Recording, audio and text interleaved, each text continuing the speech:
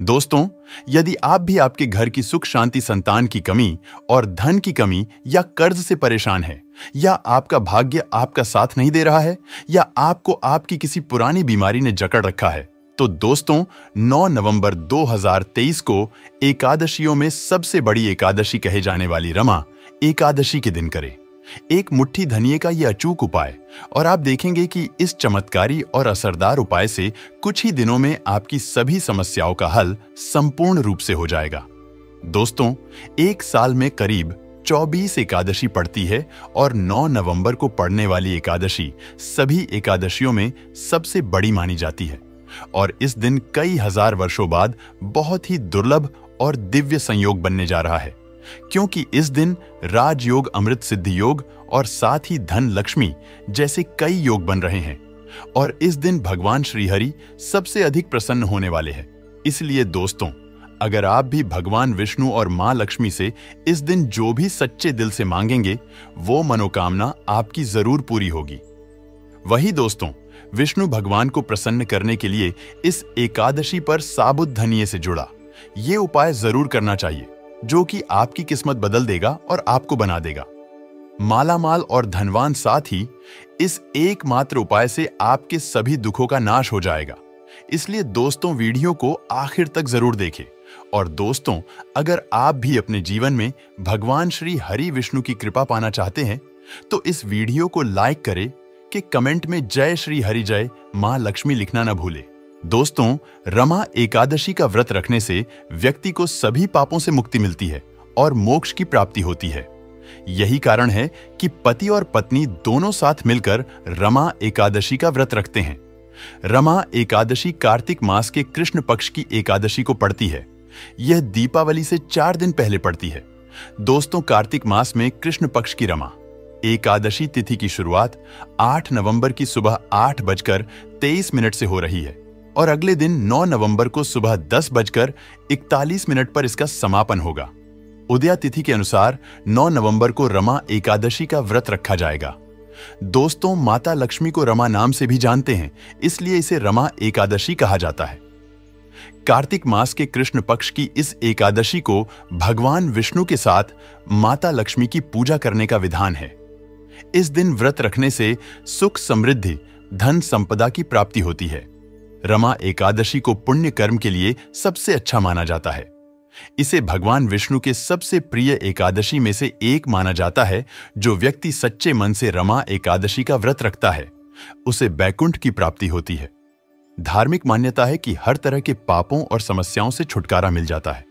दोस्तों, रमा एकादशी का व्रत रखकर भगवान विष्णु के पद्मनाभ स्वरूप की पूजा करनी चाहिए। इस दिन आप अपनी क्षमता के अनुसार दान करके पुण्य फल प्राप्त कर सकते हैं। रमा एकादशी पर अन्न, जल, तिल, गाय, भूमि, सोना आदि का दान करना चाहिए। रमा एकादशी व्रत के दौरान निर्जला या सिर्फ पानी पीकर ही व्रत रखना चाहिए। अगर आप बीमार, उम्र दराज या गर्भवती महिला है, तो इस व्रत के दौरान फलाहार भी कर सकते हैं।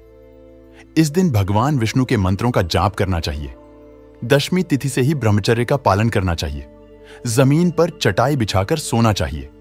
इसके अलावा एकादशी के दिन तामसिक आहार जैसे प्याज, लहसुन, मांस, मदिरा, बासी भोजन आदि बिल्कुल न खाएं। पूरी तरह से सात्विक भोजन करना चाहिए। रमा एकादशी के दिन चावल नहीं खाने चाहिए। धर्मशास्त्रों में कहा गया है कि यह देवताओं का भोजन माना गया है। ऐसे में इस दिन चावल खाने से व्यक्ति के सारे पुण्य नष्ट हो जाते हैं। रमा एकादशी के दिन किसी दूसरे के घर का भोजन नहीं खाना चाहिए, यहां तक कि दूसरे के घर का पानी भी नहीं पीना चाहिए। एकादशी के दिन भगवान नारायण को पान अर्पित किया जाता है। ऐसे में व्यक्ति को पान नहीं खाना चाहिए। इसके अलावा एकादशी पर जौ, मसूर की दाल, बैंगन और सेम फली को खाना भी वर्जित माना जाता है। रमा एकादशी के दिन बाल, दाढ़ी, नाखून आदि काटने से बचना चाहिए। दशमी के दिन ही सूर्यास्त के पहले घर में झाड़ू लगा ले। एकादशी के दिन झाड़ू लगाने से परहेज करें, क्योंकि झाड़ू लगाते समय भूलवश कई सूक्ष्म जीव मर जाते हैं और इसका पाप लग जाता है। एकादशी के व्रत का संबंध 3 दिनों की दिनचर्या से है। उपवास के दिन से एक दिन पहले दोपहर में भोजन लेने के उपरांत शाम का भोजन ग्रहण नहीं किया जाता, ताकि सुनिश्चित हो सके कि अगले दिन पेट में कोई अवशिष्ट भोजन ना बचा रहे। एकादशी के दिन उपवास के नियमों का कड़ाई से पालन करना होता है और अगले दिन सूर्योदय के बाद ही उपवास समापन करना होता है। एकादशी तिथि पर तुलसी के पत्ते भी मत तोड़िए, एक दिन पहले ही तोड़कर रख लें। इस दिन तुलसी के पत्ते खाने भी नहीं चाहिए। भगवान श्री हरि के मंत्रों का जितना ज्यादा हो उतना जाप करें, भाग्य को बल मिलेगा और भगवान श्री हरि को इस दिन पान, सुपारी, लौंग, नारियल, पीले रंग की मिठाई आदि अवश्य अर्पित करें, वो प्रसन्न हो जाएंगे। इस दिन भगवान विष्णु को केसर मिश्रित दूध से अभिषेक करें, इससे आपकी सभी मनोकामनाएं पूर्ण होती है, धन में वृद्धि होती है। एकादशी के दिन भगवान विष्णु को सफेद मिठाई या खीर का भोग लगाएं, उसमें तुलसी के पत्ते अवश्य डाल दें, इससे आपकी पूजा संपूर्ण होती है। भगवान को नारियल और बादाम विशेष तौर पर प्रिय है, इसलिए अगर आप भगवान को एक पानी वाला नारियल और थोड़े से बादाम अर्पित कर दें तो आपकी जो भी मनोकामना है वो पूर्ण हो जाती है, आपके अधूरे कार्य पूरे हो जाते हैं। लेकिन सबसे पहले इस दिन सुबह जल्दी उठकर अर्घ्य आदि के बाद घर के मुख्य द्वार पर आम या अशोक के पत्तों का बंधनवार लगाइए। फिर पूजा स्थान की साफ सफाई करें, फिर भगवान श्री हरि की पूजा करें। दोस्तों, पीपल के पेड़ पर भगवान श्री हरि विष्णु और मां लक्ष्मी का वास माना जाता है, तो इस दिन एक लोटे जल में थोड़ी सी शक्कर डालकर पीपल की जड़ में अर्पित कर दें। इससे भगवान श्रीहरि और महालक्ष्मी दोनों का आशीर्वाद मिलेगा और संकट बाधाओं से मुक्ति मिलेगी। धन धान्य की घर में कमी नहीं होगी। अगर आप पितृदोष से पीड़ित हैं, जैसे कि घर की बरकत रुक गई है, घर में क्लेश कलह होते हैं, उदासी छाई रहती है, संतान सुख नहीं मिलता, नौकरी रोजगार में परेशानियां आती है, तो हो सकता है आपके पितृ आपसे रुष्ट है। ऐसे में पीपल के वृक्ष में एक लोटा जल में एक चुटकी काले तिल, 2-4 बूंद दूध और थोड़ी सी मिश्री ढालकर अर्पित कर दें। पीपल के नीचे सरसों के तेल का दीपक अवश्य जलाएं। आप चाहे तो तिल के तेल का भी दीपक जला सकते हैं। इससे पितृदेव प्रसन्न हो जाते हैं और जीवन की तमाम परेशानियों से आपको मुक्ति दिलाते हैं। तो इस दिन पीपल में जल चढ़ाने से इस शुभ दिन पर आप भगवान विष्णु और मां लक्ष्मी के साथ ही पितृदेवों की भी कृपा पा सकते हैं। इस दिन घर के पूजा स्थान पर घी का दीपक अवश्य जलाएं। इस दीपक में लाल धागे की या मौली धागे की बाती होनी चाहिए।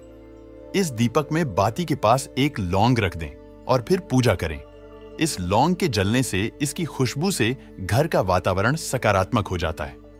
पूजा में भगवान श्री हरि विष्णु को पीले फल यानी कि केला, गेंदे का फूल आदि अर्पित करें। विष्णु जी को चावल अर्पित नहीं किए जाते और अगर करने ही हैं तो सफेद चावल अर्पित ना करें, उनको हल्दी से रंग आकर अर्पित करें। भगवान श्री हरि के माथे पर तुलसी की मंजरी या तुलसी के 2 पत्ते जरूर अर्पित करें। इससे विष्णु जी बहुत प्रसन्न हो जाते हैं। आपकी हर मनोकामना भगवान श्री हरि पूर्ण करते हैं। इस दिन जब आप तुलसी में जल अर्पित करेंगे तो लोटे के जल में 1-2 बूंद दूध, एक चुटकी हल्दी और थोड़ी सी शक्कर डालकर तुलसी में अर्पित कर दें। फिर वही आसन अस्त होकर ओम नमो भगवते वासुदेवाय का यथाशक्ति जाप करें। इस तरह से आप तुलसी की पूजा करके भगवान श्री हरि को मना सकते हैं। और जब आप विष्णु जी की पूजा करेंगे तब एक सिक्का जरूर अर्पित कर दें। अगर पिछली एकादशी में अर्पित किया हुआ है तो उसी को फिर से अर्पित कर दें और बाद में उसे संभाल कर रख लें। इसे साथ में रखने से जीवन की मुश्किलें दूर हो जाती है। दोस्तों, यह वो छोटी छोटी चीजें हैं जो बहुत मायने रखती है। पूजा उपासना में इनका नियमित पालन करें। आज हम आपको एक विशेष उपाय बताएंगे। दोस्तों, इस एकादशी पर धन प्राप्ति की कामना से कुछ प्रयोग किए जाते हैं। मां लक्ष्मी को प्रसन्न करने के लिए धनिया का एक खास उपाय किया जाता है। धनिया के नाम में ही धन है। धनिया धन की देवी, मां लक्ष्मी को अति प्रिय है। थोड़ा सा धनिया अपने घर के पूजा स्थान पर पूर्व दिशा में मिट्टी के पात्र में रख दें। इससे घर में धन का वास निरंतर बना रहेगा। जीवन में खुशियां आएंगी, खुशियों को नजर नहीं लगेंगी। अगर हाल ही में आपने दीपावली के समय इसे रखा है तो फिर आपको बदलने की आवश्यकता नहीं है। उसी में 2-4 दाने और डाल दीजिए। अगर आपने दीपावली पर धनिया का पौधा नहीं बोया है तो इस एकादशी की रात में किसी गमले या मिट्टी के बर्तन में मिट्टी डालकर थोड़ा धनिया बो दें। उसमें एक सिक्का डाल दें, फिर उसमें पानी डालकर रख दें। अगले दिन यानी द्वादशी तिथि पर उस सिक्के को उठाकर अपने पर्स में रख सकते हैं और जो धनिया उगेगा उसे प्रसाद के रूप में ग्रहण करें। खाने में इस्तेमाल करें, इससे घर में समृद्धि आएगी। धनिया कितना उगता है वो बताएगा कि आपके घर में कितनी शुभता आएगी। दोस्तों, धन की मुश्किलों को दूर करने के लिए और एक उपाय आप कर सकते हैं। इस दिन शाम को बेल के वृक्ष के नीचे 2 मुखा घी का दीपक जला दीजिए। दीपक में चावल का एक दाना भी डाल दें। ऐसा लगातार 3 या 5 एकादशी तक करिए। धीरे धीरे आपके जीवन से दुख परेशानियां दूर होती चली जाएगी, खुशहाली आती जाएगी। दोस्तों, बेल वृक्ष में मां लक्ष्मी का वास होता है। जिस घर में बेल वृक्ष होता है वहां मां लक्ष्मी की कृपा बरसती है। तो अगर आपके घर के सामने बेल वृक्ष है तो बहुत ही अच्छी बात है। आप वहां दीपक जला सकते हैं। फिर मां से अपने दुख दर्द का कथन करें। धन विषयक समस्याओं को दूर करने की प्रार्थना करें। घर परिवार पर कृपा बरसाने की प्रार्थना करें। कुछ एकादशी तिथियों तक लगातार ये उपाय करें। हर मुश्किल आसान हो जाएगी। कोई भी संकट परेशानी आपको छू नहीं पाएगी। वही रमा एकादशी की सुबह एक चांदी का सिक्का भगवान विष्णु के चरणों में रख दें। दिन भर और रात भर वहीं रहने दें। अगले दिन सुबह पूजा के बाद इस सिक्के को एक लाल कपड़े में बांधकर अपने घर या व्यापार की तिजोरी में रख दें। इससे घर में लक्ष्मी आने लगेगी। यदि चांदी का सिक्का न मिल पाए तो आप 1 रुपए के सिक्का से भी इस उपाय को कर सकते हैं। दोस्तों, इस एकादशी पर तुलसी के पत्तों की माला बना लेनी चाहिए। इस माला को भगवान नारायण को अर्पित करें। इस माला को अगले दिन उतारकर तुलसी के पत्तों को अलग कर लें और अपने पूजा स्थल पर रख दें। इस प्रकार उस घर में रहने वाले समस्त नेगेटिव शक्तियां घर से बाहर निकल जाएंगी। दोस्तों, विष्णु सहस्त्रनाम भगवान श्रीहरि के 1008 नामों की नामावली है। इसका यदि एकादशी के दिन कम से कम 7, 11 या 21 बार पाठ किया जाए तो व्यक्ति के जीवन में आने वाले सभी संकट दूर हो जाते हैं। व्यक्ति पर कितना भी बड़े से बड़ा दुख या संकट आने वाला हो, इस उपाय से पूरी तरह समाप्त हो जाता है। साथ ही उस पर भगवान विष्णु की भी कृपा होती है। रमा एकादशी के दिन तुलसी की पत्तियां को लाल कपड़े में बांधकर बेडरूम की अलमारी में रखें। फिर पहले शुक्रवार उन पत्तियों को भगवान विष्णु और मां लक्ष्मी जी को अर्पित करें। इससे आपके वैवाहिक जीवन की समस्याएं दूर होंगी। इस दिन तुलसी की मंजरी पर्स या घर की तिजोरी में रख लें। इससे घर की आर्थिक स्थिति मजबूत होगी। मां लक्ष्मी का वास होगा। घर में आर्थिक तंगी नहीं आएगी। कर्ज से मुक्ति मिलेगी। धन का आगमन होगा। रमा एकादशी के दिन 1 के सिक्के की पूजा करें। इस पर रोली, अक्षत और पुष्प अर्पित करें। फिर इसे लाल कपड़े में लपेटकर अपने ऑफिस की दराज में रख दें। ऐसा करने से आपकी नौकरी में आ रही परेशानियां मिट जाएंगी और प्रमोशन की संभावना बढ़ जाएगी। तो दोस्तों, आइए अब आपको सुनाते हैं रमा एकादशी से जुड़ी पौराणिक कथा, जिसको सुनने मात्र से आपकी सभी मनोकामनाएं पूर्ण हो जाएगी। पौराणिक काल में मुचुकुंद नाम का राजा राज्य करता था। वह बड़ा सत्यवादी तथा विष्णु भक्त था। उसका राज्य बिल्कुल निष्कंटक था। उसकी चंद्रभागा नाम की एक कन्या थी, जिसका विवाह उसने राजा का पुत्र शोभन से कर दिया। राजा मुचुकुंद एकादशी का व्रत बड़े ही नियम से करता था और उसके राज्य में सभी कठोरता से इस नियम का पालन करते थे। एक बार कार्तिक माह में राजकुमार शोभन अपनी ससुराल आया हुआ था। उस दौरान रमा एकादशी का व्रत आने वाला था। शोभन की पत्नी चंद्रभागा ने सोचा कि मेरे पति तो बड़े कमजोर हृदय के हैं, वे एकादशी का व्रत कैसे करेंगे, जबकि पिता के यहां तो सभी को व्रत करने की आज्ञा है। चंद्रभागा ने पति को बताया कि यहां जीव जंतु भी एकादशी के दिन भोजन नहीं करते हैं। ऐसे में अगर राज्य का दामाद ही व्रत नहीं करेगा तो उसे राज्य के बाहर जाना पड़ेगा। चंद्रभागा की इस बात को सुनने के बाद आखिरकार शोभन को रमा एकादशी व्रत रखना ही पड़ा, लेकिन पारण करने से पहले ही उसकी मृत्यु हो गई। इसके बाद चंद्रभागा अपने पिता के यहां ही रहने लगी। यहां रहकर ही पूजा पाठ और व्रत करती थी। वहीं एकादशी व्रत के प्रभाव से शोभन को अगले जन्म में देवपुर नगरी का राज्य प्राप्त हुआ, जहां धन, धान्य और ऐश्वर्य की कोई कमी नहीं थी। एक दिन मुचुकुंद के नगर के ब्राह्मण ने शोभन को देखा तो उसे पहचान लिया। ब्राह्मण नगर को लौट चंद्रभागा को पूरा वाकया बताता है। चंद्रभागा ने बताया कि वह पिछले 8 साल से एकादशी व्रत कर रही है। इसके प्रभाव से पति शोभन को पुण्य फल की प्राप्ति होगी।